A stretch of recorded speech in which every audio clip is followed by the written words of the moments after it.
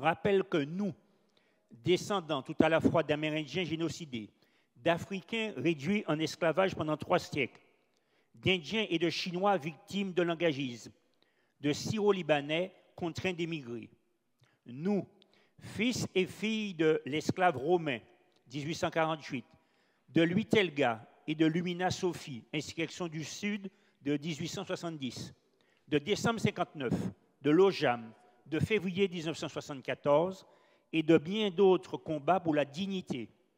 Nous, fils et filles spirituels d'Aimé Césaire, de René Méril, de Frantz Fanon, d'Édouard Glissant, d'Eugène Monat, entre autres, nous ne saurions rester muets et indifférents face au drame des Palestiniens qui jouent leur existence même, car le silence n'est pas une option, l'indignation ne peut être sélective et la paix ne naîtra jamais de l'indifférence. Rappel, donc l'Assemblée de Martinique rappelle pour mémoire l'adoption ici même, lors de sa séance plénière du 1er décembre 2023, d'une motion. Nous avions déjà voté une motion. C'était une motion de soutien au peuple palestinien. Et dans cette motion, je vous envoie cette motion, un certain nombre de points avaient déjà été abordés, ce qui fait que nous ne l'avons pas repris dans la présente motion.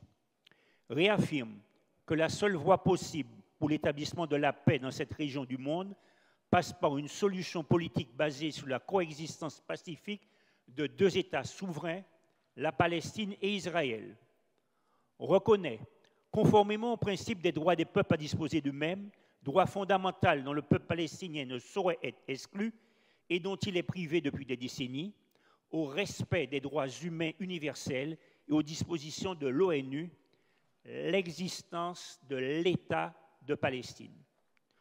Constate, alors, chers collègues, cette proposition de motion a été rédigée et envoyée le 12 juillet.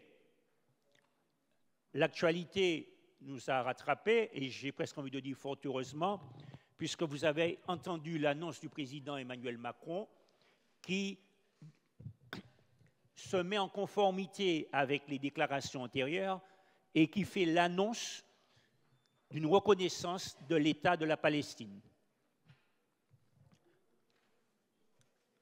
Aujourd'hui, constate que la France, qui a toujours prôné une solution à 2 États, comme rappelé sur le site officiel du gouvernement, ne fait pas partie des pays reconnaissant l'État de Palestine.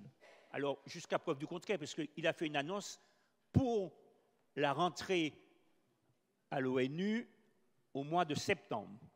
Et parallèlement, que la France continue des livraisons d'armes et de matériel militaire à l'État d'Israël qu'il convient de suspendre immédiatement. Interpelle dès lors le président de la République et le gouvernement français pour une paix durable au Moyen-Orient et pour une reconnaissance sans délai de l'existence d'un État palestinien. L'esprit de la motion, nous le partageons. Je voudrais simplement revenir sur ce qui peut apparaître comme des détails, mais qui, à mes yeux, ne le sont pas. Parce qu'on ne peut pas être seulement fils spirituel d'Aimé Césaire, de René Ménil, de Frantz Fanon, d'Édouard Glissant, d'Eugène Monat, entre autres. Il n'y a que des hommes là. On ne peut pas être que fils et fille d'hommes. Je propose qu'on ajoute comme ça, comme Paulette Nardal, enfin, féminiser, là, on n'est pas que des fils d'hommes. Il y a des femmes aussi qui ont mené les combats, et pas seulement Lumina Sophie, qui ont mené les combats. Donc, je propose qu'on enrichisse avec un personnage comme celui-là, mais s'il y a d'autres propositions, elles seront les bienvenues. Et puis, en fait, ce qui me dérange, c'est la conclusion, en fait. On demande, on interpelle le président de la République et le gouvernement pour une paix durable et pour une reconnaissance sans délai de l'État palestinien. Moi, je pense que ce serait plus fort si nous, on dit que nous, élus martiniquais, nous reconnaissons l'existence d'un État palestinien.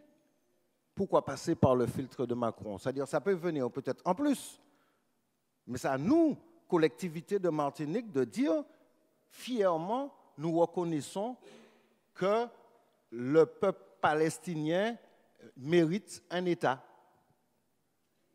sans passer par le président de la République, qui, semble-t-il, a déjà pris cette orientation. Mais je trouve que ça manque de force et d'ambition.